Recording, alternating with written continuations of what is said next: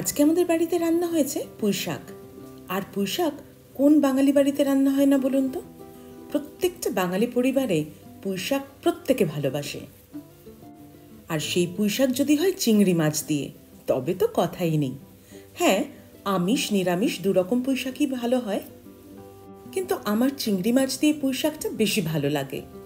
আমি এখানে এই চিংড়ি মাছের রন্ধন প্রণালীটা দেখালাম আপনাদের, মানে আমাদের বাড়িতে চিংড়ি মাছ দিয়ে পুঁই শাক দিয়ে কীভাবে রান্নাটা হয়। আপনারা যদি নিরামিষ করতে চান জাস্ট চিংড়ি মাছটা স্কিপ করে দেবেন। পুঁই চিংড়িতে লাগছে পুঁই শাক, কুমড়ো এবং আলু।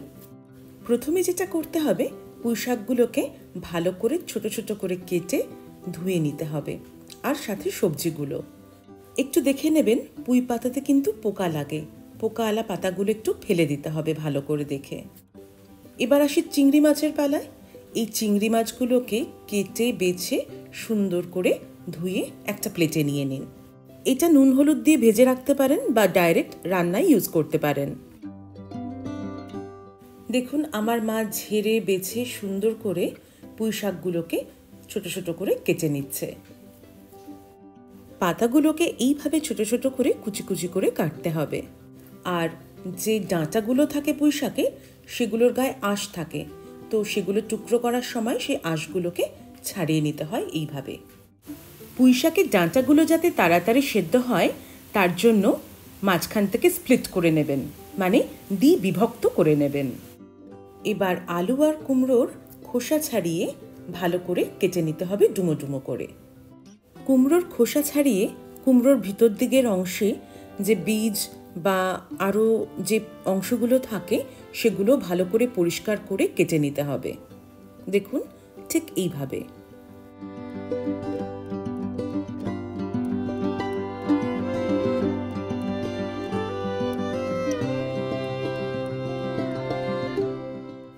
আলু, কুমড়ো, পুঁই শাক এগুলো কেটে রেডি করা হলো। এবার এগুলোকে একটু জলে ভিজিয়ে রাখতে হবে, কারণ এগুলোতে নোংরা থাকে, যাতে সেগুলো কিছুক্ষণ ভেজার পর জলের সঙ্গে বেরিয়ে যায়। হ্যাঁ, তারপরে তো বারবার ধুতেই হবে। সবজিগুলোকে কিছুক্ষণ জলে ভিজিয়ে রাখার পর তারপরে ফ্রেশ জলে বারবার করে ধুয়ে নেবেন। এতে সবজির মধ্যে বা পাতার মধ্যে যে নোংরাগুলো থাকে সেগুলো কিন্তু বেরিয়ে যাবে।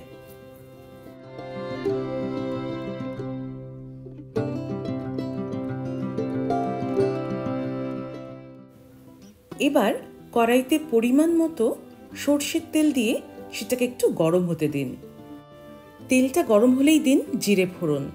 জিরেগুলো একটু ব্রাউন হয়ে আসলে তাতে ছেড়ে দিন আলু। আলুটা একটু ভাজা ভাজা হয়ে গেলে এবার তাতে ছেড়ে দিন ডুমো ডুমো করে কেটে রাখা কুমড়ো। এবার কুমড়ো আর আলুতে নুন হলুদ দিয়ে কিছুক্ষণ ভাজতে থাকুন।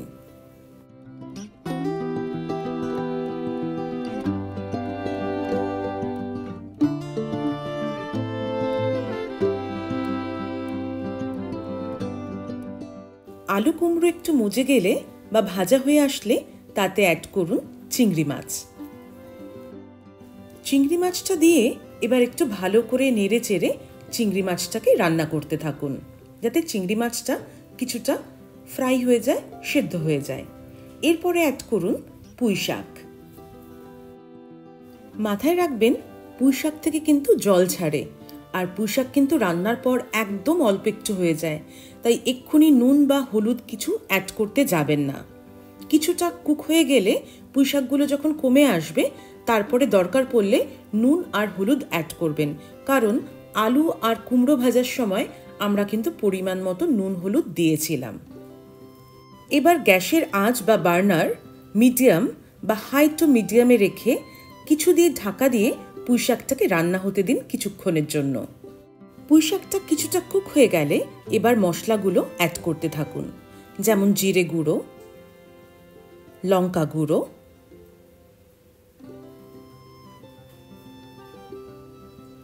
হলুদ গুঁড়ো, একটু সামান্য চিনি, যেটা স্বাদটাকে ব্যালেন্স করবে।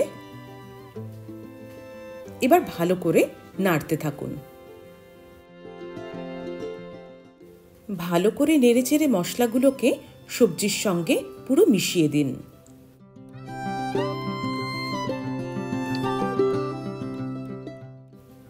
মশলাগুলো ভালো করে মিশে গেলে এবার নিজের থেকে কুক হতে দিন আর মাঝে মধ্যে একটু নেড়ে চেড়ে দিন। এক্ষুনি কিন্তু জল দিতে যাবেন না, কারণ সবজি থেকে একটা কিন্তু জল বা ময়েশ্চার বেরোয়, সেটাতেই কিন্তু কিছুক্ষণ রান্না হবে।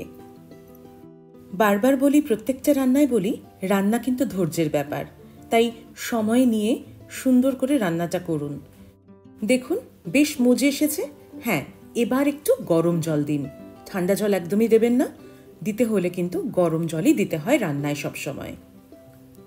কুক হতে হতে বা রান্না হতে হতে হঠাৎ যদি রান্নার মাঝখানে ঠান্ডা জল দেওয়া হয়, তাহলে কিন্তু রান্নার টেম্পারেচারের আপডাউনের জন্য রান্নার টেস্ট নষ্ট হয়ে যায়। তাই সবসময় দিলে গরম জল ইউজ করা উচিত। দেখুন কি সুন্দর রান্নাটা হয়ে এসেছে।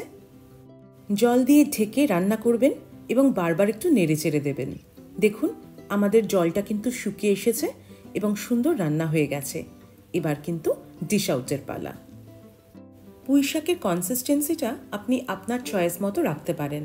আমি একটু শুকনো ভালোবাসি, তাই একদমই শুকনো শুকনো করে নামিয়েছি। আপনার যদি মনে হয় এই এত শুকনো হবে না, আর একটু ঝোল ঝোল হবে, সেটাও করতে পারেন। আপনার বাড়িতে পুঁই শাক রান্না কিভাবে হয় আমাকে জানাবেন তো, কারণ প্রত্যেকের বাড়িতেই কিন্তু রান্নার বিভিন্ন রকম পদ্ধতি থাকে। তাই আমার জানতে ইচ্ছে করে আপনার বাড়িতে কিভাবে পুঁই শাক রান্না হয়। আমাদের বাড়িতে আরেকভাবেও পুঁই শাক রান্না হয়, সর্ষে পোস্ত দিয়ে। সেটাও না হলে আরেকদিন দেখাবো। আজকে এইটা দেখে নিন, আর অবশ্যই কমেন্ট করে জানাবেন আপনাদের কেমন লাগলো এই পুঁই চিংড়ির চচ্চড়ি। এই পুঁই চিংড়ি বা পুঁই চচ্চড়ি কিন্তু বাঙালি তথা বাংলার একটা ট্র্যাডিশনাল ডিশ, এ কথা কিন্তু ভুলবেন না। আজ তাহলে এখানে শেষ করছি। আর হ্যাঁ, একটা জরুরি কথা, যারা আমার চ্যানেলটি এখনো সাবস্ক্রাইব করেননি, চটপট গিয়ে সাবস্ক্রাইব করে নিন আর বেল আইকনটা হিট করে দিন। তাহলে যখনই আমি ভিডিও আপলোড করব, ফার্স্ট নোটিফিকেশন কিন্তু আপনি পেয়ে যাবেন। আজ তাহলে এই পর্যন্ত, আবার দেখা হচ্ছে অন্য কোনো দিন অন্য কোনো ব্লগে। Till then, tata.